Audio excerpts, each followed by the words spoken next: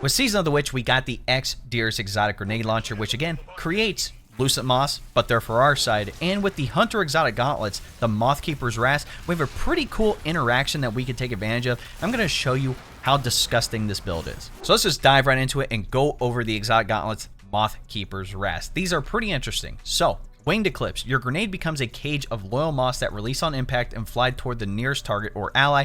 If they reach a target, they detonate a blinding explosion. If they reach an ally, the Moths grant your ally a Void Overshield. Now note, you get 2 of these grenades with this gauntlet, so that's pretty cool right off the bat.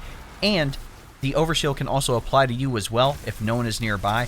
And the Void Overshield is 50%, so if you have 2 Moths, 2 Void Moths that come towards you, that's full Overshield for you right there. And like I said, pairing that with the Diris Hive Boomer grenade launcher, we have something that's pretty cool. So let's just go over the perks first. This weapon enrages when dealing or taking sustained damage, gaining an increased rate of fire while enraged. We also have Volatile Launch and its magazine perk. The magazine continuously draws ammo from reserves. The magazine also enables firing arc projectiles that detonate on impact. Again, that's pretty much the Hive Boomer. So you can just boom, boom, boom, just launch it.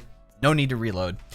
We also have hand-laid stock, and then its trait perk, Royal Moths. Final blows with this weapon create a Loyal Moth. The Moth will seek out nearby targets and detonate, damaging and blinding them. What's pretty cool, with this grenade launcher paired with the gauntlets, it actually creates 2 Moths. One a blinding one, and one of the Void Overshield ones. If you don't have the gauntlets on, you do not have this interaction, but with it on, we do. It's kind of like the Osteostriga Necrotic Grips on the Warlock. You have a pretty interesting interaction with the poison. This is like the Moth version of that. Obviously, you want to take advantage of things on the artifact this time around. And for this build in particular, there really isn't anything that you necessarily need to pick up. I personally like Monochromatic Maestro.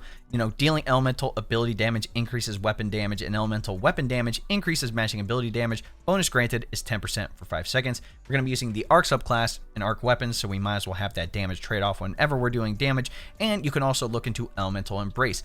Subclass elemental buffs grant you bonus recovery and damage resistance against combatant types of the matching element type. So since we're on the Arc subclass, if we collect Ionic Trace, we pretty much get more damage resistance against Arc, which is what a lot of Hive enemies have access to. Under the Arc Strider subclass, we're going to opt for the Gathering Storm super. Again, this is just the one-hit super. Does a lot of damage, good for boss DPS, so we can launch it and get back to using our weapons and our other abilities. Speaking of abilities, we're opting for the Gambler's Dodge and Combination Blow combo. Again, Gambler's Dodge, when you dodge on your target, you get your melee back. And with Combination Blow, whenever you kill a target, you get your dodge back on top of healing you and also being able to do more damage when you have that next power. So you can pretty much continuously dodge and melee targets and have a very high damage melee.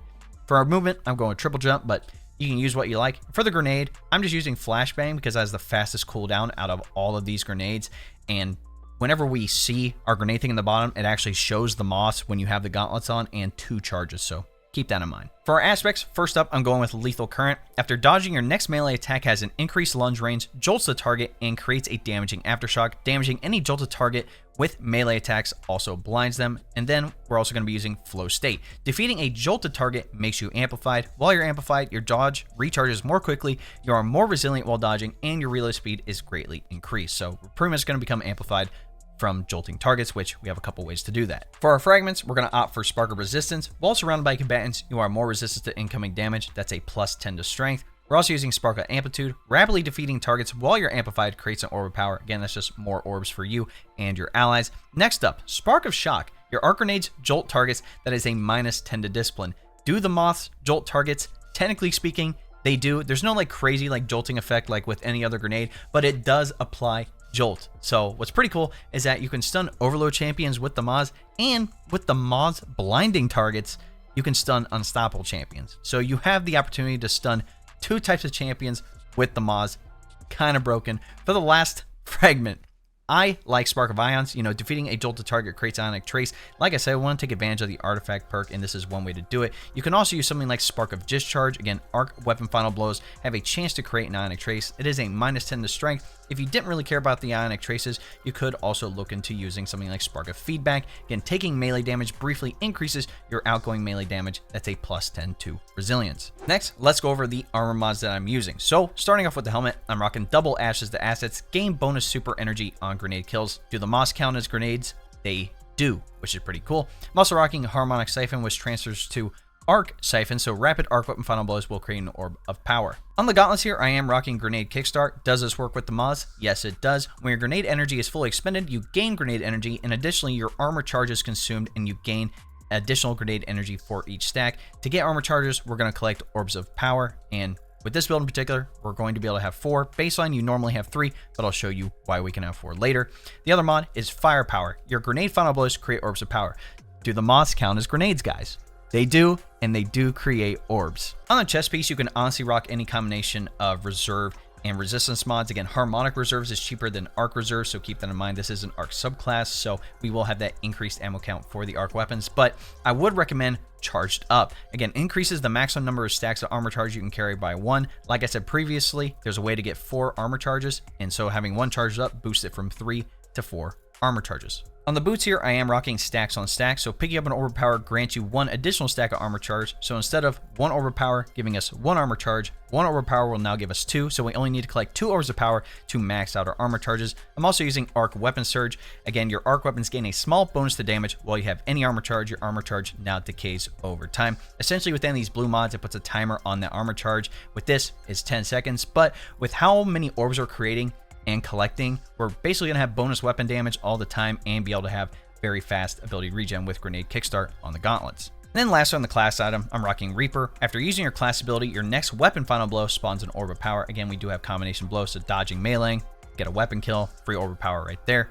I also like Bomber here as well. Reduces grenade cooldown when using your class ability. Then lastly, Powerful Attraction. This is a mod that came with last season, but automatically collects nearby orbs of power when you activate your class ability. Now for stats to focus on, we talk about it every video. Try to have tier 10 100 resilience. It's a 30% damage reduction in PvE. You definitely want this, whether it's for easy or in-game activities. The second one I'd focus on is Discipline. Again, Discipline is tied to the grenade stat. The faster we have our grenades back, the more mods that we can just toss out there for ourselves and to destroy the enemy. Now, you really don't need to focus on mobility or strength because with combination blow, we get those abilities back pretty quickly. You really don't need recovery since we're going to be able to heal ourselves with combination blow and have overshields fairly often from the mods. So the only other one would be intellect. Again, intellect is tied to how fast you can get your super. But again, the main two, resilience, discipline. Now, going over your weapon options, like I said, you want the Diris as your special grenade launcher. You want to use this. But what about your primary and your heavy weapons? You can honestly use what you like. I personally like this Rufus Fury with Demolitionist so I can get those mods back even faster, get my grenade back even faster. And the good thing this season is that we have anti-barrier auto rifle. So if you need to stun those anti-barrier champions, you can easily do so with an auto rifle. Same thing with the machine gun. Again, in the heavy slot here, we do have Overload machine gun. Yes, the mods can stun Overload and Unstoppable champions, but in case there's a bug or an issue or something like that, it's always good to have this. I do like using my Hothead though. This thing is disgusting, being able to have very good damage and the bonus to arc damage from the boots. But again, you can honestly rock whatever weapons you'd like. If you got through all that and you're still a little confused about how this build is going to work, I'm going to break it down for you. But essentially, as long as you are throwing out mods with your grenades, you're getting kills with the Diris grenade launcher, you're going to have very good crowd control on top of having free overshield and creating a lot of orbs of power. So first up, let's say we're about to go into engagement. What do we want to do? Well, you have the option of throwing out your mods from your grenades or getting kills with the Diris grenade launcher. Again, you're going to be creating mods regardless of what's happening. So number one, those mods will go out and track targets and damage and blind them. On top of, you will have one come to you that is a Void Moth for a free overshield. Now, note that the mods now, since they are grenades, will jolt targets because of Spark of Shock. And with Flow State, if you defeat a jolted target, you become amplified. So now that we're amplified, we get a bunch of cool bonuses. You know, obviously we can create more orbs of power with Spark of Amplitude on top of other things.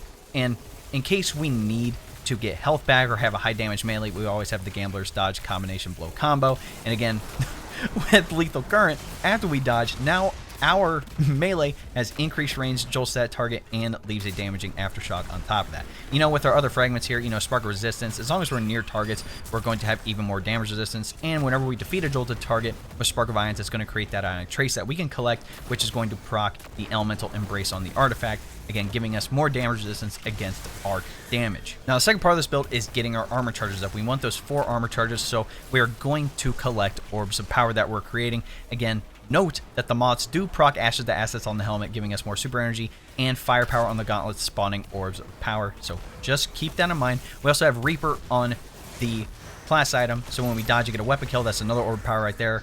if we're amplified, as long as you're getting rapid kills, we're creating orbs of power there anyway. There's multiple ways for us to get orbs of power. The good thing is, like I said, with stacks on stacks, we only need 2 orbs of power to get max armor charges, and anytime we have armor charges, we do have bonus arc weapon damage, which is good. But once we have those max armor charges and we want to throw out our next moth grenade kickstart's going to kick in, giving us a big chunk of that grenade energy back so we can have that moth back again. Pretty much as long as you are throwing out moths and getting kills with Diris, I mean, even using the combination blow melee to be able to get kills, have good health regeneration, you're pretty much set with this build. There's really good ability spam, really good crowd control on top of very good survivability. But that, ladies and gentlemen, is my Mothkeeper's Wrath Arc Hunter build. Let me know what you guys think in the comments. I'm actually going to put the dim link for this build in the description, so if you want to copy everything that I'm using, down to the subclass, the armor mods, the weapons, even the drip, if you would like, that will be in there. And test out for yourself and let me know what you think. Again, if you think there's something pretty cool with a different subclass, you know, a different fragment, all that other stuff, put that in the comments because I'm testing stuff out in this game all the time. In any event, if you like what you saw, be sure to drop a like on the video, subscribe to the channel, and then turn the bell next to notifications so you don't miss out on another build video here on the channel. If you didn't know, we live stream on YouTube and on Kick. That link will be in the description. We are mainly going to be playing Destiny 2 here for the next few months for the season, so if you want to hop in for PvE activities, PvP, you know, raids, dungeons, any of that stuff, just hop in the chat. We'll figure something out, and if you want to be proactive, join my Discord. That link will also be in the description. People are looking to play Destiny 2, a couple other games as well, since we have some other games coming out, but we also talk about PC tech, anime, and more. Lastly, if you're looking to support the channel even more, you can look into becoming a member. If you don't know what a membership is essentially like a Twitch subscription. Again, it's going to give you access to the exclusive emotes, the monthly badges, and other cool stuff here on the channel. So if you would like more information, all you have to do is press the join button next to subscribe, and that'll give you a rundown with all the details you need. All right, ladies and gentlemen, it's been your boy. We'll catch you in the next one. Cheers.